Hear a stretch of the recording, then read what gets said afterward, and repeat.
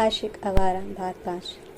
अजंता शाम के समय अपने ऑफिस से निकलकर ऑटो का इंतज़ार करने के लिए ऑटो स्टेशन के पास खड़ी थी। तभी रघु उसके सामने अपनी बाइक रोकते हुए बोला, आ जाओ, मैं छोड़ देता हूँ। अजंता एक नज़र रघु की तरफ देखती है। उसके हाथ में बंधी पट्टी देख के उसके चेहरे पर दर्द के भाव उतर आते हैं, पर दूसरे ही पल अजंता अपना मुँह फिरते हुए बोली, नहीं, मैं चली जाऊँगी, आप जाएँ। रघु उसकी अकड़ देखकर अकड़ से बोला, ठीक है, खड़ी रहो, और अपनी बाइक उसके आगे से थोड़ा दूर बढ़ाकर रोककर वहीं खड़ा हो जाता है और अपने मुंह पर एक माचिस की तीली चबाने लगता है। अजंता एक नज़र रघु को देखती है और गुस्से से अपनी नज़रें फेर लेती है। रघु का ऐसे माचिस चबाते हुए खड़े रहना उसे बिल्कुल पसंद नहीं था। रघु उसे गुस्से से अपनी गर्दन घुमाते देखकर मन मुस्कुरा देता है। अजंता का गुस्सा बता रहा था कि वो अब भी उससे प्यार करती है, बस अपनी नाराज़गी की वजह से दिखाना नहीं चाहती है। अजंता एक जाती ऑटो को देखकर उसे रुकवाती है, भैया गणेश मंदिर चलेंगे ना? और ऑटो में बैठने जा रही होती कि रघु ऑटो वाले को घूरते हुए देखता है।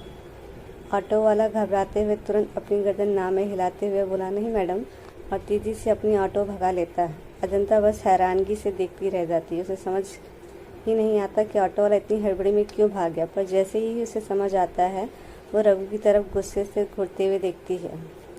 रघु मन मुस्कुराते हुए दूसरी तरफ अपना चेहरा घुमा लेता है।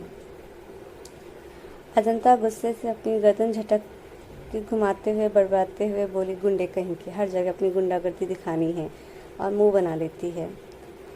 ऐसे ही अजंता कई ऑटो रुकवाने की कोशिश करती है, पर सब रघु के डर से भाग जाते हैं। आखिर में अजंता पैदल ही जाने का तय करती है और अपना बैग कंधे पर ठीक से एडजस्ट करते हुए आगे बढ़ जाती है। रघु चुपचाप से उसके पीछे अपनी बाइक धीमी गति से बढ़ाने लगता है।